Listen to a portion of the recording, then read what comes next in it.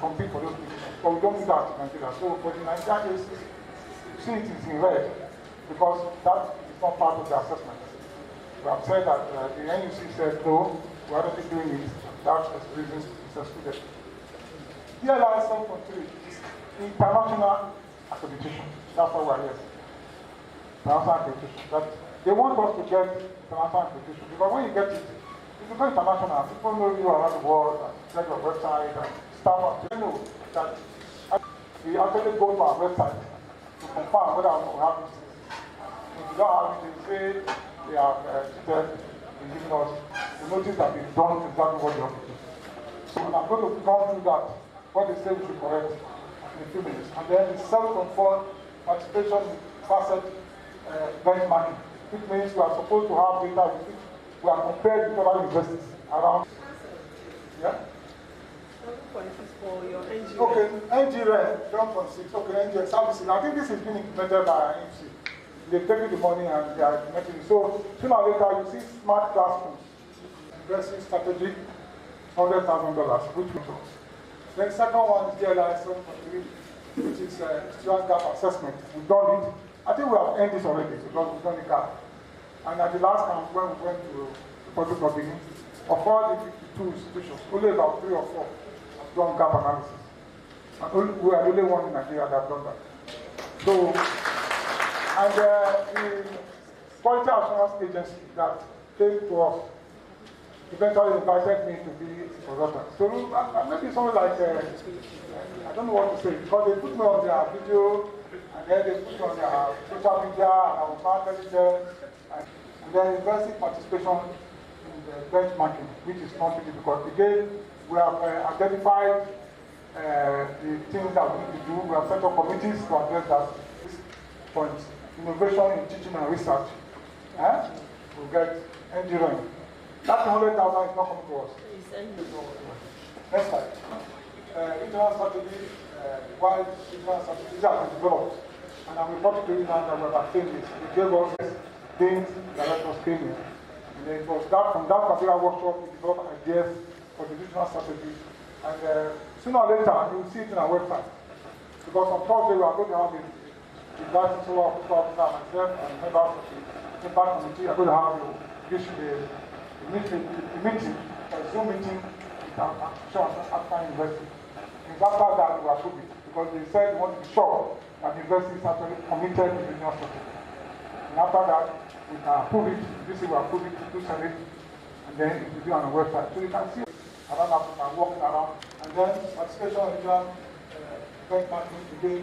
We were scored 2.98 out of 5, meaning that we need to do more in order to get to 5.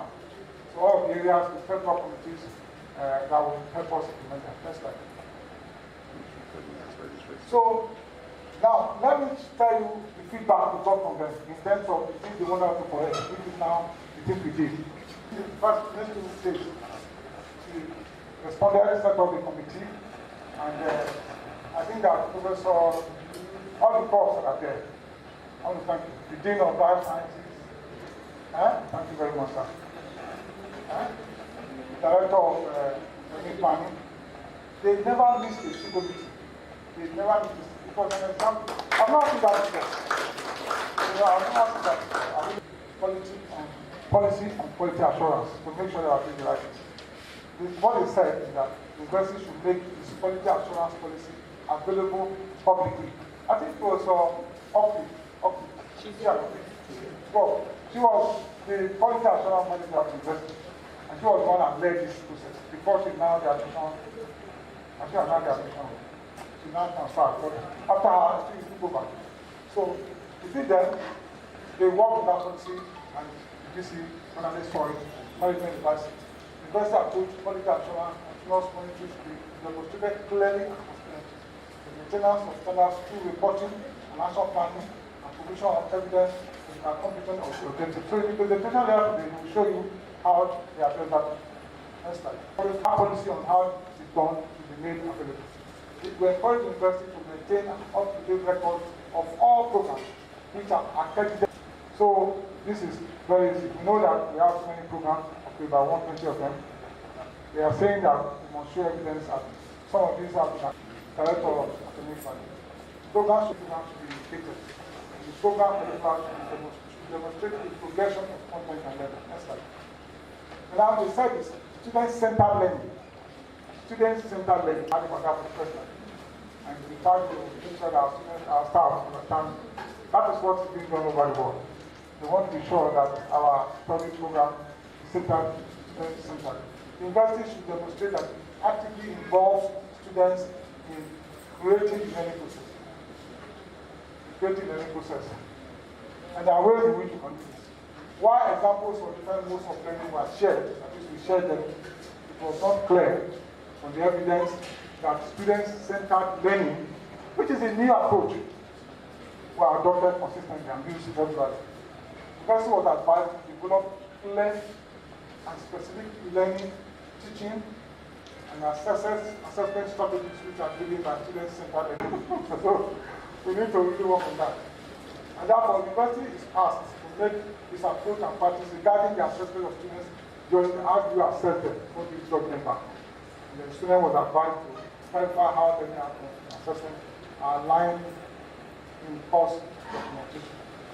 And therefore, also, policy procedures for students' complaints and appeals should be made clear and consistently applied across the university. If the student has a complaint about how, and I think we have that. Because then I will use it and make known across the university system. So, students' admission, progression, recognition, and certification. We have mentors, we have policy on admission, but if they are not our website, how they progress from one faculty, one department to the other, the years, and the recognition and certification, how they are certificated, and now if they want certificates after they graduate, how they get it, it's not there. So they are saying the university should make public policy for the admission of students, and policy to apply across all disciplines to facilitate a transparent and consistent approach to admission. So admission will develop a policy on that and make it known. So if somebody wants to know, right now we don't have so many students who are coming from Ghana, they want internationalization of students and staff. So how does the student want to come with us in Ghana? We use that method to apply. We need to make that clear. Next slide. Teaching staff. This is also very important. The site university was advised to develop a consistent policy and approach to the development of teaching staff. They asked us questions, and we showed them our senior staff regulations and all these things, but they were not quite convinced and satisfied. They want us to show how the policy that we use to develop staff, especially the fact that we find ourselves between teaching mentors, staff to teaching mentors. I don't know whether that was implied, but if there's a question on that, we should make it that way. Program. They will not be shown a link, and that link takes them to what happens in the housing, what happens in our medical support, scholarships. They want short information and support. And then the university also encourage. And I think we've done that in the new policies. I probably will take it to see how that will go. The university is encouraged to develop a clear and consistent policy and procedures for the internal quality assurance of support services. These are tied to similar clear and consistent policy. For the collection of data about all aspects of the university's position. Small things like international, where they come from, what proportion are women, what proportion come from socially disadvantaged groups, what proportion, what are the various representation of states in countries by students in the University of Benin to show that we are really a national university, and so on and so forth. And therefore, the university should actively involve students and staff, providing and analyzing this information. Meaning that at every point in time, students are coming in, just necessary of random surveys to know attitude and behavior of students, as well as plan their activities. Next slide. So public information, university, public information is very, very important. Especially now, we are going to how does the university interact with the general public about their affairs, about critical issues. University intention to revise the website. Because we said we are going to revise it, because the get complaining is going to the website. And we know that website designs are public, it's a major problem. And I'm happy that the director of ICT is here. We are waiting him. Universities is encouraged to develop a clear and consistent policy and procedure for the management of public information to start. And everybody outside the university, students suspect should always be made public. How many students pass our courses? And where are they now? This could include graduate employment rates. Can actually get that to really work for them. Pass rates. So, These are some planning that is smart. But if we don't come to external quality assurance, this is again number 10. Sorry. Number 10. Evidence was provided. Evidence was provided so that the university engages NEC, goes through a 5-year certificate cycle, and holds various professional accreditation. It means that, yes, we told them, but they want to see it on our website.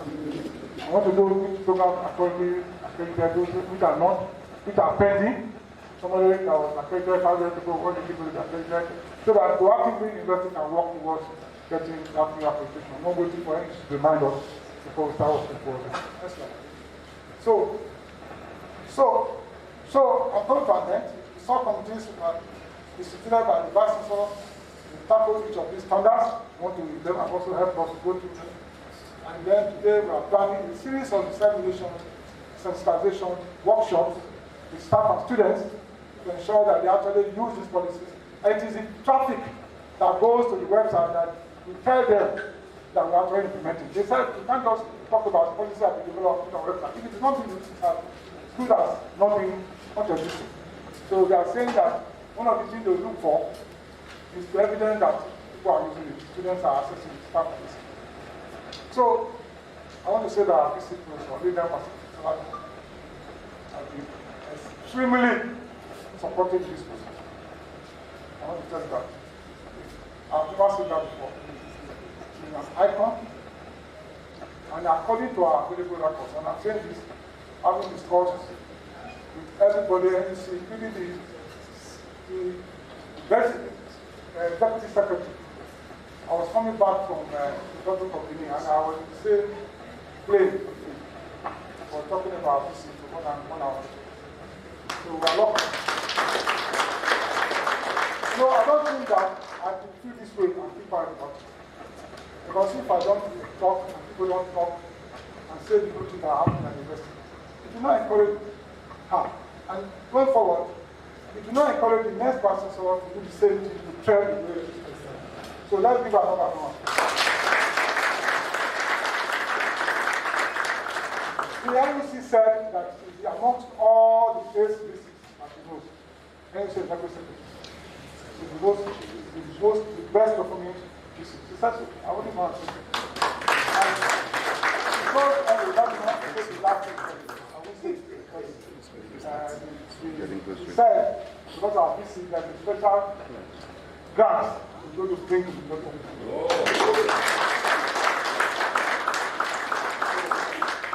Thank you very much for that. God bless you all. Next slide. Next slide, we are having another sensitization seminar, and we are going to do a lot of, I think the PRO will use social media and all the other things to let the investors know. The most important thing is to share the links. So everybody will take it. If you didn't get today, please go and check each of these policies. We have to write back after we've shown that they are using, we write back to this agency. Quality Assurance Agency in the UK. We send them the university's readiness for accreditation. And thereafter, we expect to pay £75,000 for them to come and do the application and conduct the application. Next slide. And if that is done, so that the University of Benin, let me read the bottom first. The University of Benin is the first institution in Nigeria to obtain formal international accreditation. That will be the first. We are working very hard. We don't want anybody else to beat us. Somebody said I'm always working because I want this milestone to be written. That in the life history of Nigeria University of Benin, under the leadership of our indefatigable professor, Benin was the first university in Nigeria to get the number. So, recently, the Vice Chancellor approved the sum for us to pay the sum of $420,000 from 7 projects to subscribe to a singer. And I said I was going to talk to the BBC account because we'll be talking about how to improve ranking of universities. After a small university, they are going to pump another training team to come to rank higher than our university. Thank you. Another round of applause for Professor Thomas. Distinguished ladies and gentlemen, Professor Lillian Salami to address.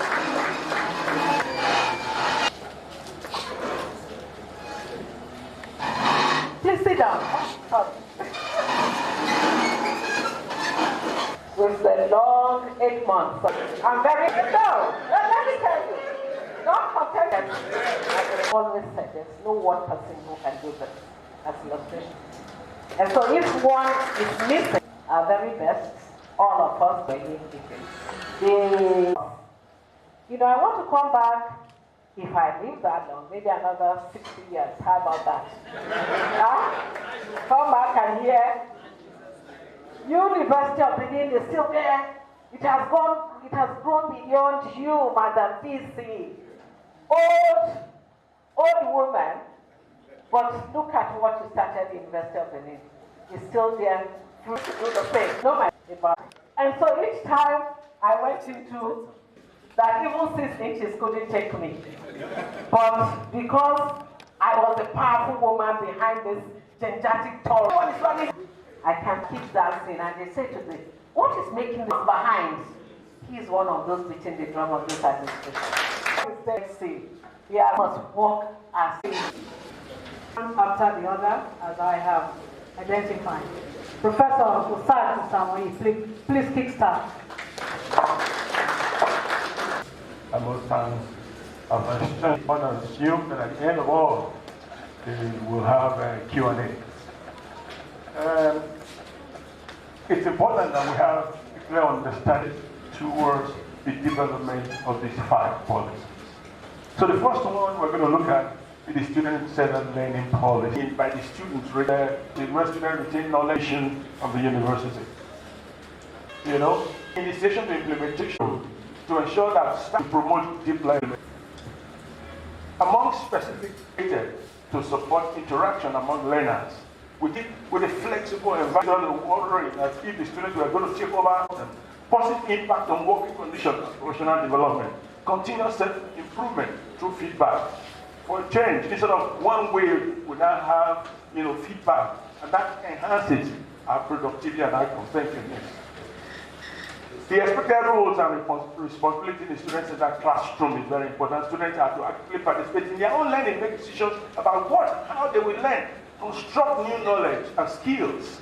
All those are very important. Collaboration among learners. Lecturers are to accommodate different learning modalities, facilitate structure in a flexible platform. Instructional strategies be employed to manage time in flexible manner to match the needs of students, share responsibility with learners, stimulate learners thinking beyond memorizing. We're used to all from, it may have benefited me because I still remember all those things I memorized in primary school. But that doesn't take you anywhere anyway. Next slide, please. Students will be encouraged to adopt deep learning approach to learn. Deep learning is very important. Why is deep learning important? It allows you to retain knowledge and apply it in new and emerging contexts. Then it connects new and broad knowledge in an experiential learning framework. Then it engages people in independence and critical thinking. Then, this is very exciting. It allows the students, for self-regulation and therefore independence and motivation, relying on intrinsic motivation to drive learning and engage in active group and integrated learning. Yes, business. Student-centered assessment strategy, because we really, out of the 5 papers, we only have 2 that are major. This one is major, another one is coming. Assessment is an integral part of course design. So assessment is very important. Students must participate in their assessment, like we said. The expected learning outcome should be effectively communicated to students. Rubrics should be clear to students. And that's why I find it difficult sometimes when I go for moderation and I look at instructions in question paper. It doesn't make sense. It's ambiguous, and it shows me that in such institutions, the lecturers were not taught and were not mentored to know exactly what to do. Assessment and tests that measure the knowledge and skills are desired. Assessment methods that are interesting and challenging are preferred. Lecturers should refrain from micro-correcting students. Micro-correcting, you don't allow them to breathe, to explore. Making mistakes is the beginning of learning. It's the foundational, transformational in learning. Assessment schemes should relate assessment and tests to goals. The lecturer should collaborate with the student to set and achieve Learning goals. Let them be a part at the beginning of the class. When you talk about the expected outcome, let the student discuss with the student and let them give you your opinion. So if you're going to throw some out, you throw some out. If you're going to modify, you modify. Then finally, select assessment method aligned with set learning goals. Next slide, please. This is the conclusion of this matter for student-centered learning. Formative assessment that emphasizes feedbacks as opposed to summative assessment is preferred. You must have an assessment that allows feedback from the student. Criterion reference assessment that measures students. It's not whether you are the first in the class or the best in the class. That's not the issue. It's whether at the end of my teaching you, have you achieved that which are you manifesting that which I expect you to manifest? Are you showing and demonstrating that knowledge that I had expected, that I planned I was going to deliver to you? That is very key. And therefore, we look at the stages. One, demonstrate the robust commitment to SCL by management, communicate a university-wide statement promoting SCL, that's what is being done here, enhance the support of facilities and schools, expand support and training at departmental levels, ownership, establish implementation agency at every level with strong coordinated framework from academic planning, improve internal and external communication so that everybody will have access to it, engage lecturers in a university-wide teaching workshop, and celebrate performance. That's key. Then adoption of SCL-based intensive teaching development activities. And finally, and this is key, subject the policy and implementation strategies, continuous review and a 5-year cycle of evaluation. It is not written in stone. It must be reviewed every 5 years. And it is a need that we see new things emerging. If it's going to be reviewed in the next 1 year, be it so. Thank you. We're done with that. Can we go to policy on the development of teaching staff? This, we must thank our Vice Chancellor, because this is her faculty, and we must thank members of the faculty for what has been done in this area. First of all, new faculty members and existing members reveal and change university culture. Because as new members come in and as they have more information, they learn university culture and they change in a very dynamic way. The policy on the development of teaching staff is based on the position that the best quality staff are employed at every level. It's an assumption. New faculty members are chosen for their interest and capacity in training, in teaching and research. So the policy therefore covers the core discipline. 1, teaching skills. 2, 3, hybrid teaching, especially digital skills and administrative skills. Governance. Can we go to the next slide, please? There are 9 dimensions of comprehensive teaching policy, but we're not going to worry about that. What we are focused on is the second dimension, teacher education. That's the focus. And the development policy is on teachers' education. And so what we expect is that we want to ensure that, at the end of it all, the lecturer should have self-esteem and aspirations. People that have dreams and believe in themselves, confident in the classroom. Ensuring, not those who are afraid of students asking questions and don't have, they're not too sure if you're going to give the right answer. So you tell everybody, don't ask me any questions. You'll wait till tomorrow or write your questions. Ensure that recruited and developed teaching staff are trained and retrained because environment and knowledge changes every time. Provide them excellent progression opportunities. Let them know. I want to thank God for what has been happening in the university. When you wake up and your papers are sent out, and very quickly you get to the next level. It's an exciting thing that has become the culture in the University of Benin. Promoting academic challenge, scholarly outcomes, and research-based teaching. Ensure diversity, inclusive, and equality of opportunity. It's important for everyone, whether male or female, no matter where you are from, whether you are challenged, physically challenged, or promoting best practice that ensures sustainability, ensuring that the university strategic plan is achieved, and award-winning staff celebrated at every level. Departmental level, celebrate award-winning staff, faculty level, university level. Let them be competition. Let them show off the very best one. The next one, please. The university will provide induction for all staff to deliver teaching and learning. A clean, tidy, well-maintained environment. You're doing it very well. A safe environment with excellent health and safety procedures. Resource enabling effective them like we have, and we keep talking about ranking, is that you have people in the university who are professors who do not know how to ask. You have Google Scholar present. It's embarrassing. That's one of the things that is dragging us down. So flexible curriculum for excellent and multidisciplinary research learning, opportunity for best practice and techniques to be shared, and continuous professional development. Please go on. Next one. Now we start with the first one, core discipline. Core discipline. The lecturer's teaching motivation comes from a passion for their specific disciplines. The subject expertise will be facilitated, leading to excellent teaching that will encourage the achievement of the vision and mission of the university. The best is recruited, and everybody is encouraged to have a PhD because it's very important to AUC when it comes to yes. So please, if you're still hanging around, find it difficult to still have lectures, find it difficult to have PhD, go give them, take them, and discipline them. To wake up and be serious. Because it's very disgraceful. If you don't have a PhD in university, you have no use. You're not a teacher. Postdoctoral work is also encouraged. This is important to enhance international exposure. I'm very, very excited. A lot of people have to do during this few months. I say few months of strike. I have to do a whole lot of recommendation for people for postdoctoral work, and that's important. A lot of people don't get their they get a PhD and don't go to sleep. Experienced lecturers will become mentors to new faculty members. All the old professors, all the old lecturers, and you mentor to the young one, but you are oppressing them. Mentors should demonstrate community leadership. It's not enough to be mentored in the university. You must show your mentorship in the environment.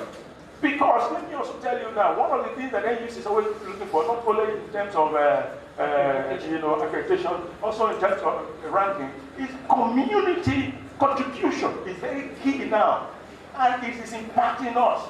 And when we were going to do the NUC ranking, they didn't ask us. They went to NUC to ask and got information from the report that we had presented to NUC. So it's important. Then professional certification, RE certification in the core discipline is encouraged. You don't wait for the university to come and tell you to be professionally certified and recertified. So don't wait and say the university, I'm not paying me money before for my annual registration. How can you do that? But what use are you if you are not recognized by your professional body, to do the work you're doing? So please, next one. That's that for core skills. The university will help you, and all that will do for you to get your PhD and ensure that you are the best in that core area. Now, the next one is teaching skills. Now, often, a whole lot of new lecturers and young lecturers come in, and they learn teaching by doing. It's important that such knowledge is facilitated, leading to excellent teaching and student-centered learning. But first, this is where I must thank the Institute of Education. The first support opportunity that it's been proposed, and it's been developed already. Everything's been developed, it's been developed very easy. Is that, for those who don't have the pedagogic content, should take a postgraduate diploma in higher education program of the Institute of Education. This will enable you to acquire teaching quality, discipline, and professionalism. And it is very important that what has been done so far is that the structure has been done in such a way that it's not going to prevent you from your normal teaching. It's not the cost is going to be very minimal, and as many people it will be, when the first admission is going to be done, you better be the first to run for it. If you don't run for it, they have enough people, you're going to wait the next round. So for your own good, you better line up and put your ears to the ground and be a part of it. It's going to cost a whole lot of university, a lot of effort to put that together. The second support option is formal instructional workshop in which new faculty members will explore teaching and learning issues. So we do expect, the Faculty of Education to continue to do workshops, professors. We need to, some of us are gone to sleep and we are still using what we used in teaching many years ago, and we're still using the same procedure. We need to be retooled. A third option, the assessment of professional development mentors. New faculty members should be assigned to experienced professors. I mean, when I came into the university, when I was doing, I remember teaching, Professor Badon tutorial for quantitative analysis. I remember teaching with Professor Saze. You will be mentored first how you teach, how you mind. When I was learning how to, accept people for professors, I was taught by my mentor. You should have mentors. You don't just, it's not, a lot of people do a lot of tricks and very embarrassing. But let's go to the next one. Hybrid teaching skills. It's important. Competence for teaching and assessment on various virtual platforms. And I say this, it is very embarrassing. I told somebody, I said, the State University, in one day, I did oral exam for 3 PhDs and 13 masters. And I was in my room, the students were all over the place, and we did it successfully. Nigerian University. ARC program, PhD, we taught the whole semester, they were all over the country. I taught them in my room the first semester, financial economics. And at the end of it all, the exam, everything, when they were taking exams all over the various countries, I stood my computer to wait for the first 15 minutes to make sure they don't have problem with the questions. Everything was back online. So the world has changed. And I don't know. And I keep telling my young professors, if me at this age with no hair on my head, I can still do those things. What's your problem? So we need to learn. We need to learn. Teach the local one to teach us so that we know what we're doing. Administrative experience, this is also the problem. Some people get to HOD without even being a course advisor. They don't even know nothing. They get to, it's understanding that you can have baby dean. But to have baby HOD is a little bit boring. So it's important. Course advisor, assistant, examination officers, and other responsibilities are training for administrative things. It's very important all of us must get through it. We must let everybody be a part of it. It is not because in your department, because if those guys are supporting you, then you don't give them, they're the one that get assigned. Let everybody have a feel. Establish a community of faculty leaders focused on student-centered learning. It's key again. Improve internal and external communication or effective innovation. Can you go to the next one, please? All that's hybrid teaching. No? That's all. Thank you very much. I think that's done. That's done. So, for the development of teaching staff, notice we talk about core discipline up to the PhD. We talk about digital skills. We talk about the professional skills. We talk about administrative skills. All, and then the teaching skills, all must be provided for. Thank you. So let's look at the next one. Internal processes for developing new programs and reviewing the existing one. This is very small. It's a very small presentation. Developing of new academic programs. This has been a major problem that our Vice Chancellor has been worried about. A lot of our programs have become archaic and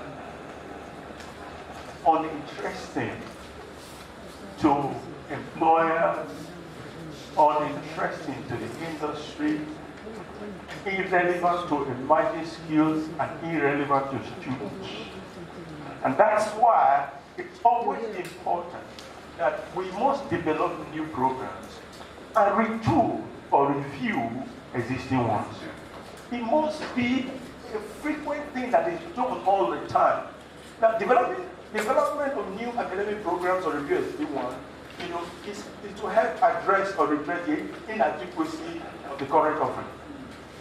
Gap identified through regular periodic review process normally come through students, the industry, the government, academic planning directorate, external regulator, NUC, and professional bodies, or ranking induced, competition induced. Because when you're competing with other universities, you want to make sure your students, are the ones that are giving the best job. So you want to make sure that what you are bringing are those ones that are very relevant to the industry. Or by global changing environment. New courses are available now. And we told it to the NUC, I sent big mass for them in recent ones. And the ELA will start bringing in funds are available to support you. And so all HOD and Dean should arise, especially in engineering, physical science, and the rest. You said 2 minutes, I have 5 papers. Now go there. I will do the best I can. I should send them to the website. Is that okay? Okay, I'll do that. Gaps identified through redesign often from the industry. The next one. Processes. You gather ideas and suggestions. Students engage in formal inputs. Proposed curriculum for discussion, review, and adopted by department boards. Sent to academic planning directorate for compliance with NUC minimum standard strategic plan. Yes. Ratification by the faculty of College Board of Studies for both undergraduate and PG. Ratified programs sent to the academic planning and ABPC through the VC. The approved program is forwarded to Senate for approval. NEC is then formally informed, deployed for use by faculty and department. So actions required. Review existing ones in the light of market needs and develop new ones to meet emerging market. So all that what is saying is that you review your current offering and see how it's working for the environment, working for the economy and for the students. So the next paper, please, cyclical external quality assurance. That's what Professor Konofa said just now. Introduction.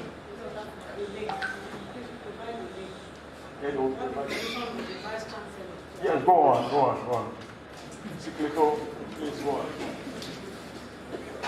Don't worry, you give me 2 minutes. If they open it, I'll speak to you in 2 minutes. That's what I'm a professor. Cyclical external quality assurance. It's important. You have NUC, you have statutory regulatory bodies, and academic planning,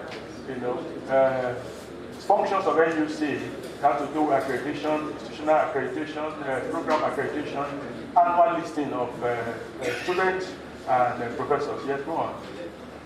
Internal approval, for resource verification, request made to NUC, academic plan director ensures compliance, NUC set date and set team, approval of NUC management and board. Then of course management team, HOD, academic staff and non-academic staff are part of it. Yes, go on. Accreditation cycle, peer review mechanism, 5-year cycle accreditation program initiated by the University of NUC. Mature when it's 5 years for full accreditation, and then if it's failed, go back, and if it's interview, then you have results verified program at 300 level. We had difficulty where we had to do with people presented them at 200 level. Self-evaluation, self-study form is provided by the department, and GAP provide the other part, NUC bring site visit, and of course you have site visit with forms, and then yes, go on. And then the teams are very important, the various teams, but what is important is that you must have not less than 70% overall, you must have 70% in 3 thematic areas that are very important. Then finally you have accreditation by professional bodies, which is also important. That is very important, and you must realize that the university is more interested in statutory professional bodies. So because there are a lot of people now, everybody has a professional bodies, and you come around and then you want university to fund. University will not be able to fund you. You want details for that, you let me know. Now, the last paper, teaching, learning, and assessment policy framework. This one is a framework that gives the foundation to the rest of them.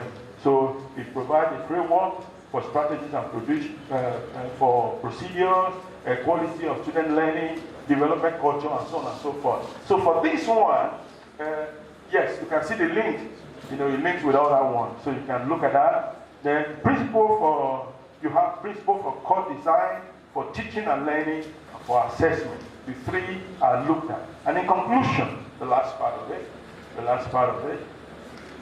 strategy for identifying and disseminating innovative best practices. You know, you need good pedagogic practices.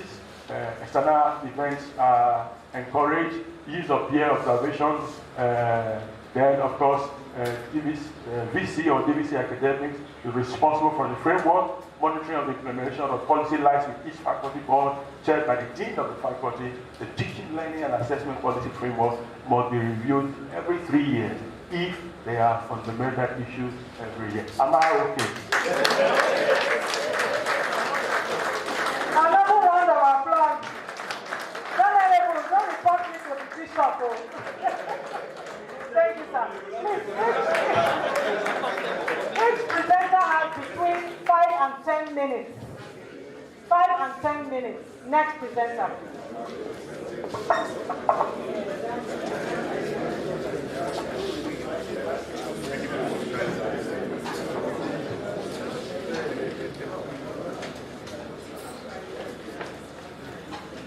Madam Vice Chancellor, Deputy Vice Chancellor, Provost, Dean, Directors, Heads of Department,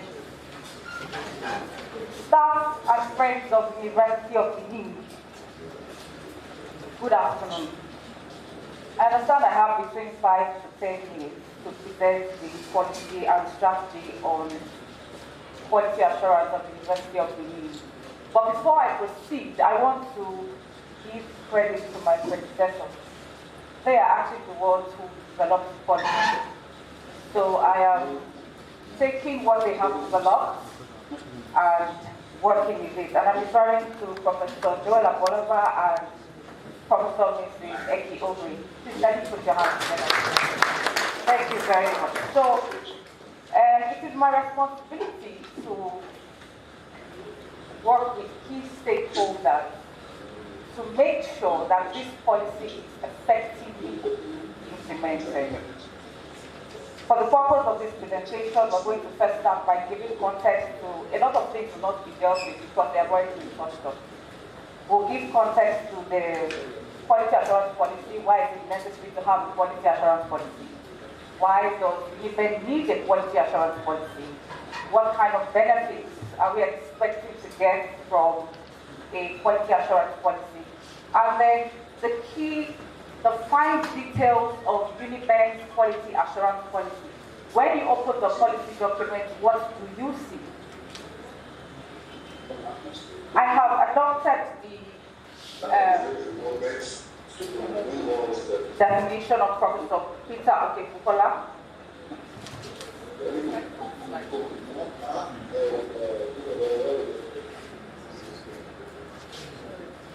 Okay, I've adopted his definition, and for those of us who know him, he's an expert in quality assurance, not just in Nigeria, but he's an authority internationally as well.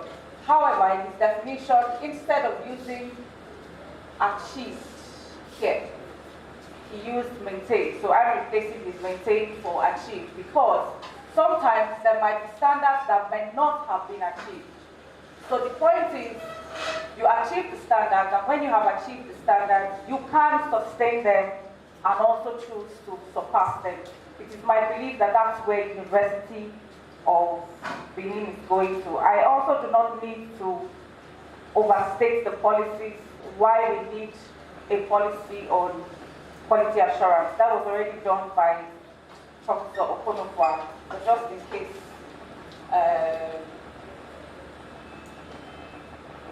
Next slide. Okay, so for the UNIBEN's quality assurance, invariably going from the general need for quality assurance policies, it's two-pronged actually. And the first leg of needing a quality assurance policy is to strengthen teaching, learning, research, and community engagement processes. The reason why we need to strengthen them leads us to the next leg, which is to enhance our competitiveness nationally and internationally. I'm sure that encompasses all that we have been hearing. When we are, sorry, I'll go back to that briefly. I'll go back to that briefly. Allow me to emphasize here that with this stated purpose, it means that the quality assurance of the University of Benin reflects its value system. It's very, very critical. So what that means is that for every unit in the university, whether it is directly or indirectly impacted by the university, every single unit, you can align yourself where necessary. So the benefits that the University of Benin is and public professional bodies and so policy documents, what do you expect to see? We're going to be acquainted with or even reminded of the history, purpose, mission, and vision, each of the elements of external quality assurance which Professor Samuel has just shared. A good structure to set the ball rolling. So while reporting to the Vice Chancellor, the Directorate of Quality Assurance works, and that member of the Standing Committee also coordinates a subcommittee in his unit or her unit. Members of that subcommittee are supposed to collect data directly, quality assurance related data directly from their units. And going forward with this policy now, they would have the added responsibility of directly enforcing as well. So who comes under the purview of the quality assurance policy? Every single person, every single unit in the university. Like I said, as long as you're impacted directly or indirectly, you are covered by the scope of the quality assurance policy. So teaching, learning, research, community engagement, health center, library, bursary, and so on and so forth. No one is exempted. MER is a very critical aspect of any process.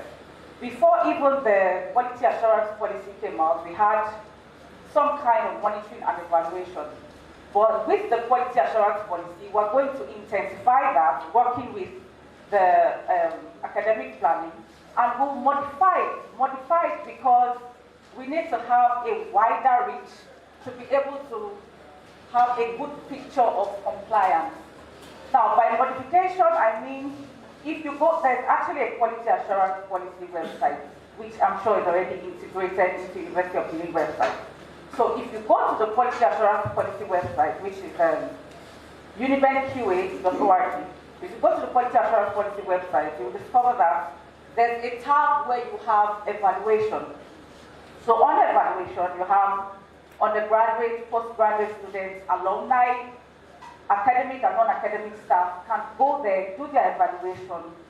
We analyze the data after the evaluation is done by everybody, and then we bring up a SWOT analysis. From there, we want to know our strengths, our weaknesses, our opportunities, our threats. We would, that the committee, the Directorate of Quality Assurance, will be simultaneously revising the action plans to make sure that we can leverage our strengths, we can address our weaknesses and our threats, and then we can take advantage of the opportunities that have been highlighted. So yes, we will give you that link at some point. The quality assurance policy is, like I said, from pages 12 to 27, made up of process variables. Another word for process variables is parameters. That's what we use to measure the quality. There are 14 process variables in the quality assurance policy. So it starts from the university branch, the library services, research and innovation, staff matters, recruitment and promotion, punctuality, security, and environment. So you can see that everybody is covered under the quality assurance policy. For each process variable, for each parameter, there's a policy statement, there's a set of objectives, and there are strategies to meet those objectives. Now, this is not for you to be able to read, I apologize. It's actually, so this is the process variable on the university branch. On the university branch, we want to be able to present the university as, to promote the image of the university as a citadel of knowledge. That's the policy statement, for example. One of the objectives is to project the university as a center of excellence. That's one of the examples. One of the strategies for meeting this objective is, for instance, to update the university website regularly, which I'm sure the IT director will talk about, and also to make it user-friendly. So these are the kind of examples that we have of the process framework. The policy will be reviewed every 5 years, apart from when there's a fundamental need to do so. So when that happens, we'll review it earlier than 5 years. Now, this is where the policy, this is where you will find the policy on quality assurance. It's on the UniBen website. For obvious reasons, it's just 27, 28 pages. It's easy to read. Disseminate it to your staff, to colleagues. Let them get used to it. Let them even disseminate it further to friends, to students, and so on and so forth. To click on the questions and opinions tab. Why? We need your comments, we need your suggestions, we need your opinions on how you think we can practicably implement the quality assurance policy. Because I'm sure we all know, international accreditation, we actually want to implement our policy. So drop your comments, your suggestions. As a matter of fact, we all need, thank you very much.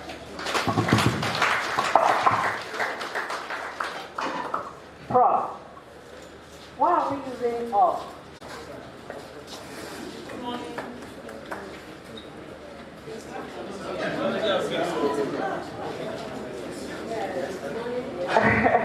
Good afternoon, our revered Vice Chancellor, Deputy Vice Chancellor, Chairman of the Impact Committee, Center Leader, Seri, Deans, Directors, Heads of Departments, and colleagues here.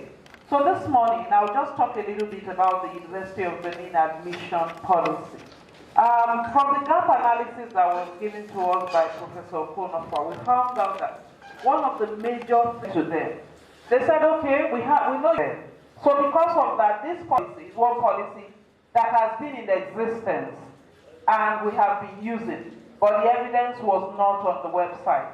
So what was done was that this policy was formally put down, and I want to give the credit to my predecessors in office. They have presented this policy that they worked on.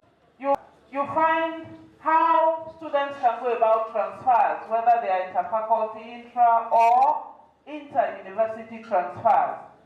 We give a policy. You'll also find room for how they can complain and make appeals concerning. Now, the major thing is that the University of Benin, in our admissions, we want to ensure that the higher standards are maintained when we're admitting students into the programs. While maintaining high standards, and then we're unable to accommodate people from around. So we have a policy that considers, one, merit. Merit talks about those who have the highest scores. Candidates that apply to the program, all of those who have the highest scores, irrespective of anything, age, sex, usually considers catchment area. That talks about candidates from my immediate locality, Edo State. Then it's the policy of poorly observed various programs. Next slide, please. So, brief qualification for every student, every prospective student who wants to come into the University of Benin. The student must first have the 5 O-level credits.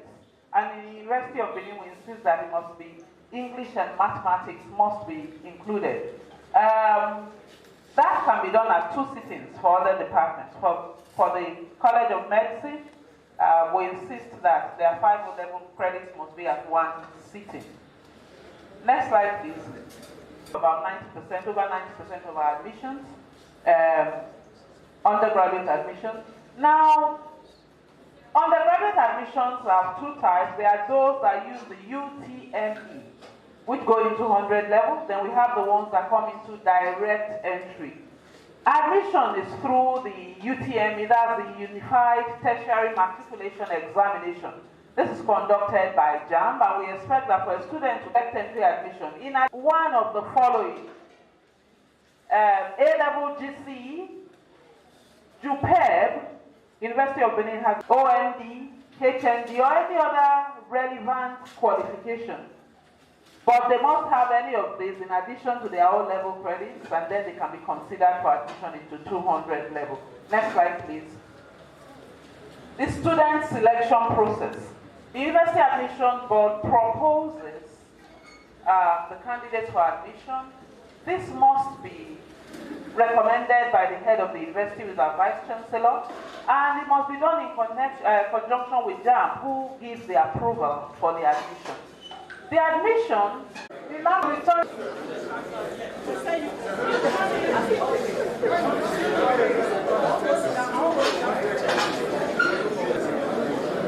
For the next session, please.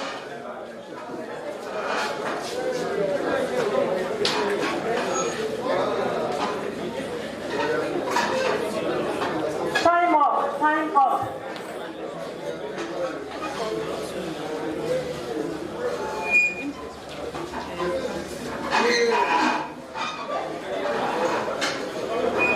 Respected that in the team of students that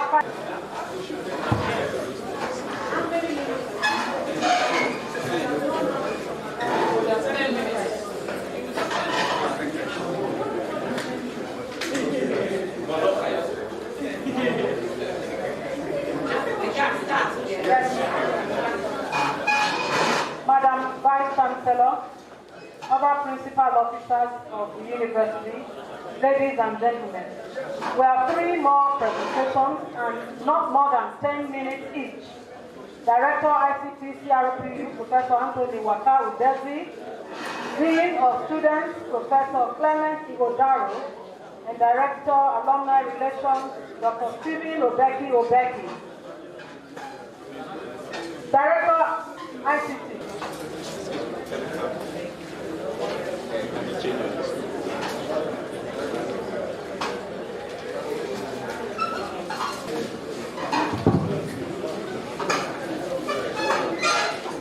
The Vice Chancellor, Deputy Vice Chancellors, thank you very much for gracing this occasion with your presence. So I'm going to discuss what we are doing with the University of Benin website. However, since my time is limited, I'm going to just go through some of the issues that we've been talking about. Here, they are innovative, they are resilient. Despite the difficult condition in the environment, they have been up and doing. That is why you are going to see some of these bodies to deliver smart solutions that will meet the need of a world-class staff, members of the public, even grant-giving bodies. They like to come to the website. And when they do come to the website and they visit your faculty and they see the kind of programs, the kind of things you do in your faculty, that can attract them to send you messages that they want to do some collaboration with you. You did not respond.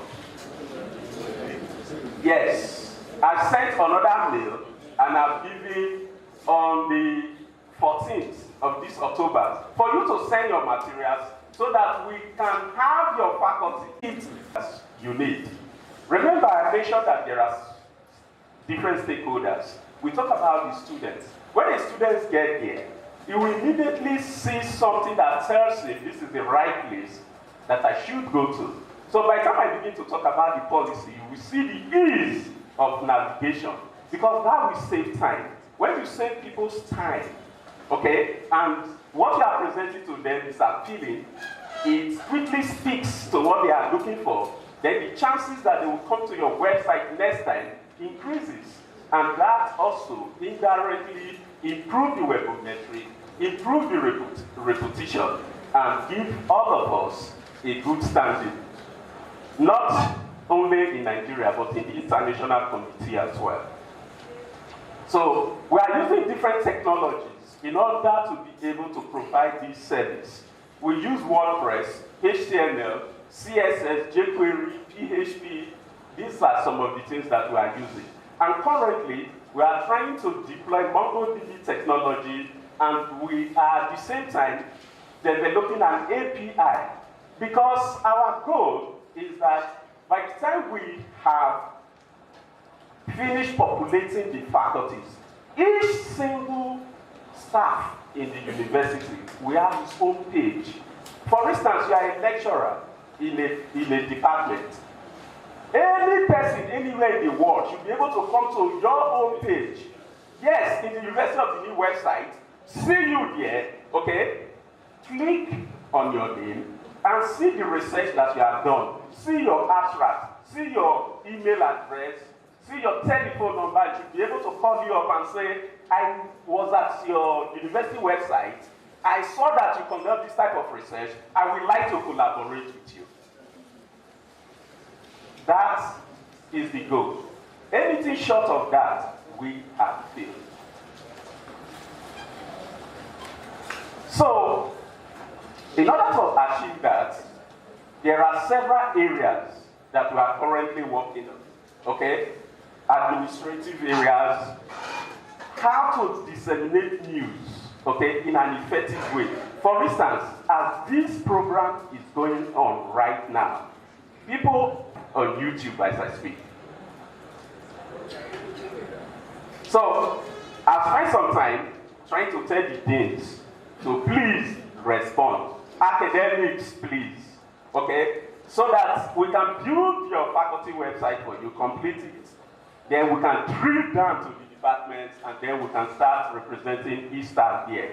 Because it is after we've done that, that your abstract, your research can now receive the focus that it deserves, so that your colleague in other parts of the world can actually see you. So we are going to be able to make sure all our students have the kind of information they need, when they need it, and how they need it.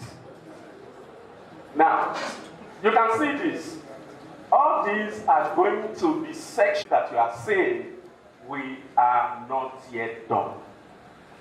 Now, all these are not yet live. We are still working on them, but as we continue, we'll continue to increase, to add to it. We have prepared the back end very well that we can take anything. And as I speak, it is Amazon Web Services in the US that is actually currently hosting the website. So there is no question of downtime, or this, or that. No, it's not yet. So, is everything going on smoothly? Of course not. We have some challenges, okay? These challenges have to do with humans, okay, technical, and then bad to have it there. Because we want to produce a website that we can be proud of anywhere we go to. So if I say I am so person in the University of Benin, okay, whoever I'm talking to, he's not going to answer. When he gets into his room, he picks up his computer, he types, you are not there. So as far as it is concerned, you are not really in the University of Benin. So we need to change that narrative. Okay. So STEM information has really been a problem to us. Now, one other thing that we also need to understand is that in the ICT unit, we are technical people. The language we write is in codes.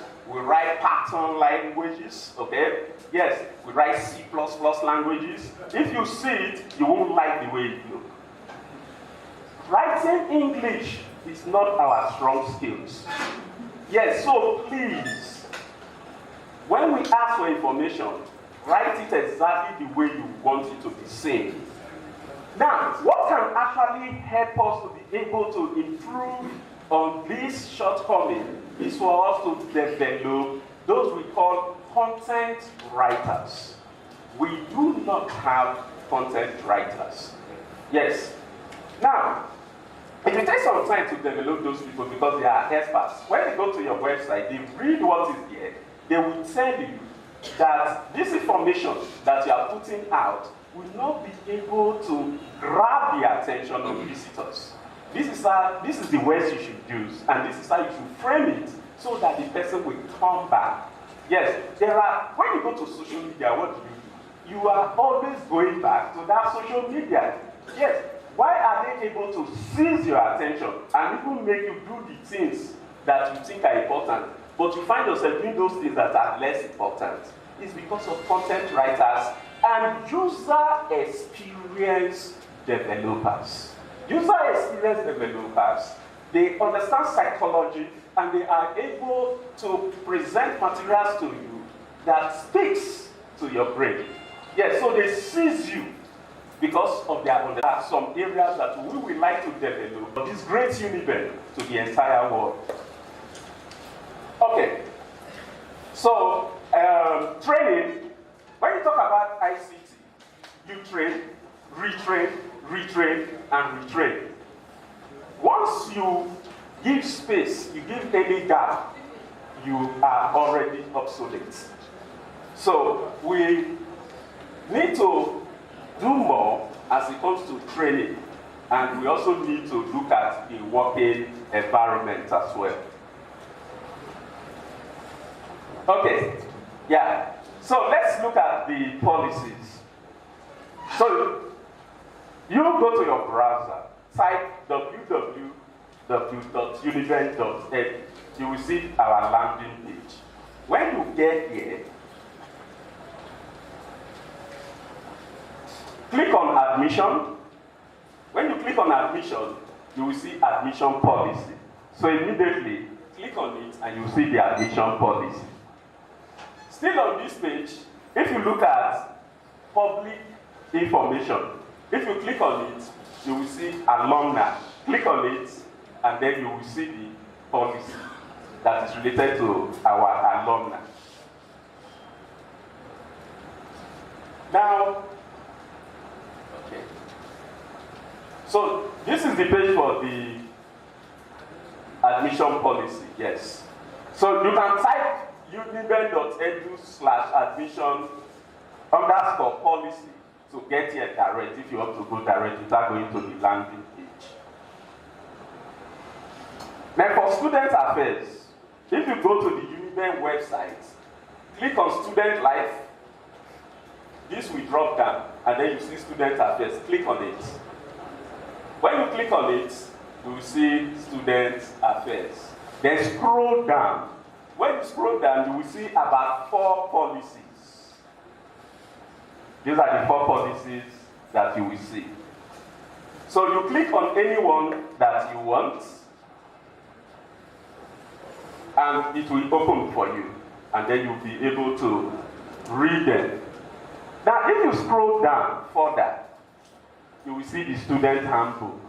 It is right here. You can decide to scroll it and be reading it on the website.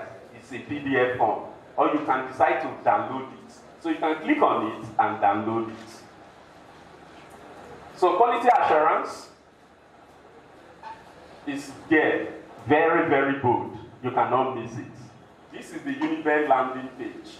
So when you click here, quality assurance, this is what you will see.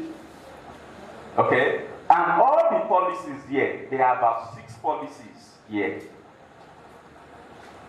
They are all in PDF. You can scroll and be reading it on the website as PDF if you so desire. Or you can click and download them. You can download it. You can see this printer here. If you click on it, that means you want to print. Or if you click on this, the PDF will download into your system, into your computer. So right here, if you scroll down, I told you will see 6 policies. So you will see the teaching, learning, and assessment policies here as well. Thank you for listening. The policies are very clear. When you rent a place, the landlord will tell you these are the do's and don'ts of my environment. Just like what we have in the hostels there. Then number 2, the hostels are prepared in such a way that students will be able to develop their potentials. You know, that is, I just go ahead. The following are very important with respect to the accommodation policy. Number 1, only registered students are allowed to live in the house of residence, which means if you are not a bona fide student, you are not expected to be given a space there. Then the second one, when you are given an accommodation or a space in the hostel, it is not transferable, very clear. I'll be giving corner A, Clementi Godaro. We don't expect Vivian Ono to go and be staying there. Then another one is when you are given a space, students are not expected to sell the space to other persons. Next slide. One important thing we need to know too is the facing of walls attracts severe penalties.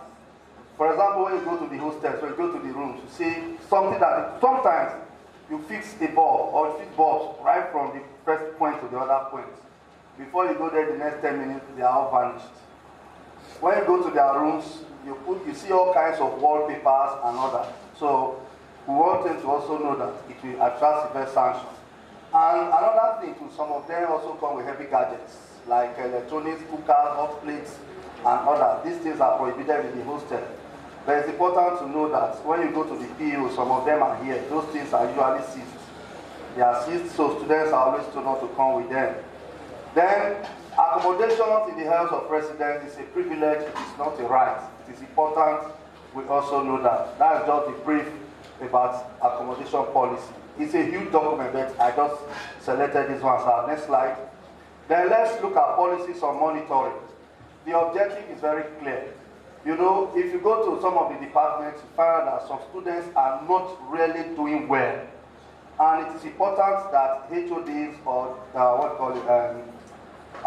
students, that is course advisors to the HOD, they need to discover some of these students, find out whether they are performing well.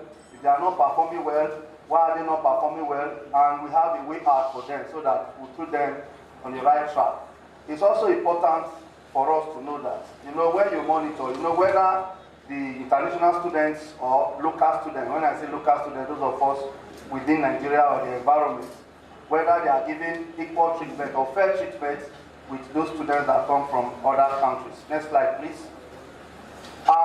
Also, we carry out monitoring activities. The privacy of the students and that of the monitor, you have to keep them.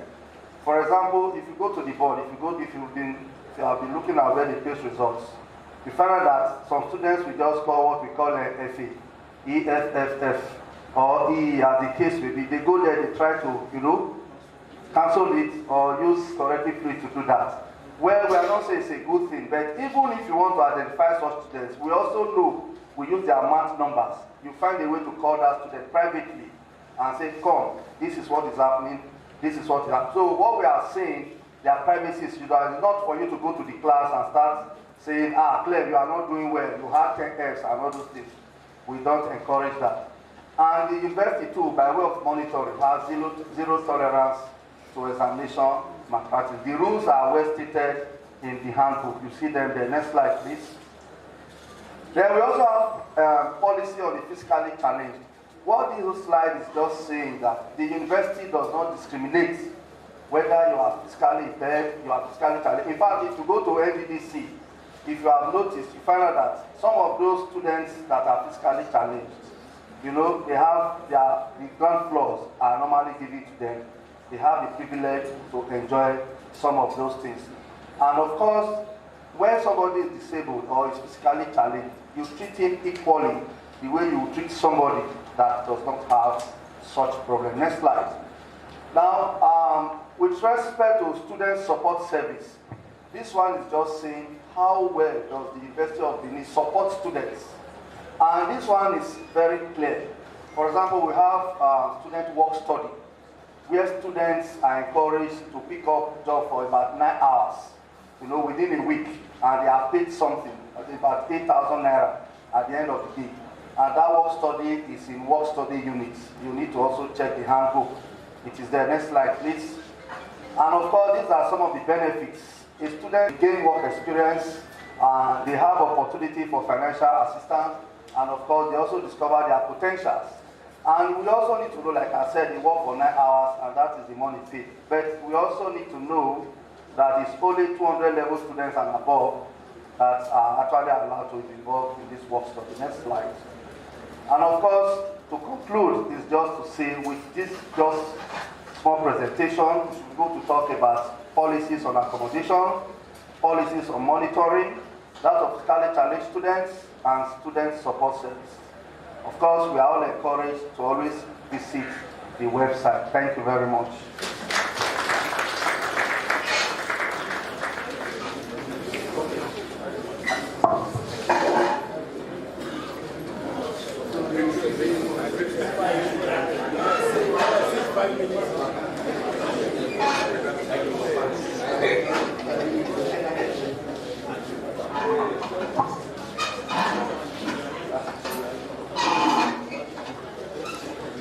Madam Vice Chancellor, you from the alumni community, you know we love you because you are the best Vice Chancellor in the whole universe. And also, I also greet you in absentia. The Dean, Directors, all distinguished staff of the University of Benin here present, I greet you all. You have 3 minutes left.